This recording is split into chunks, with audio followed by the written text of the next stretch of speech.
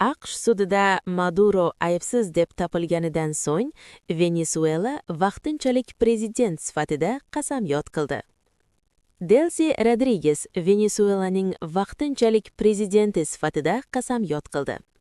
Parlament majlisi ag'darilgan prezident Nikolas Maduroni AQSh qamog'idan ozod qilish talablari bilan boshlandi. 2018-yildan beri vitse-prezident bo'lib ishlayotgan 56 yoshli Rodriguez shanba kuni tungi reydda AQSh kuchlari tomonidan qo'lga olingan Maduro va uning rafiqasi Silvia Floresning o'g'irlab ketilishi uni xafa qilganini aytdi.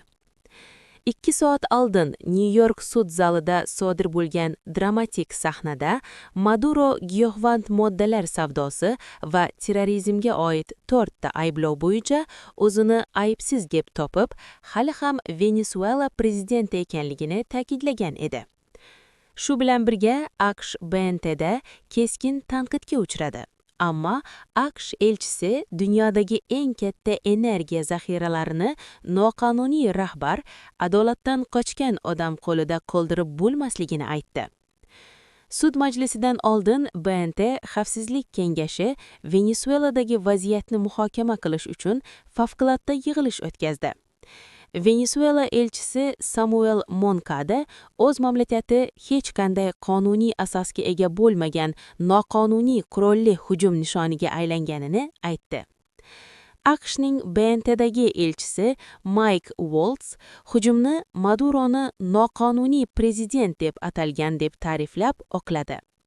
Waltzning qo'shimcha qilishicha, AQSh Maduroni qo'lga olish uchun jarrohlik amaliyoti o'tkazgan.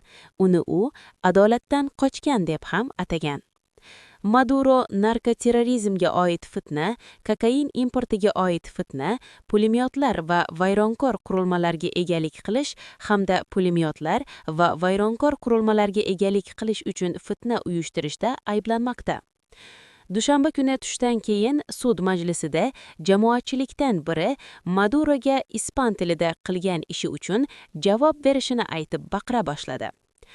Maduro unga o'girilib, u o'g'irlab ketilgan prezident va harbiy asir ekanligini aytdi va keyin xotinining orqasidan kishanlangan holda orqa hovli eshigidan chiqarib yuborildi.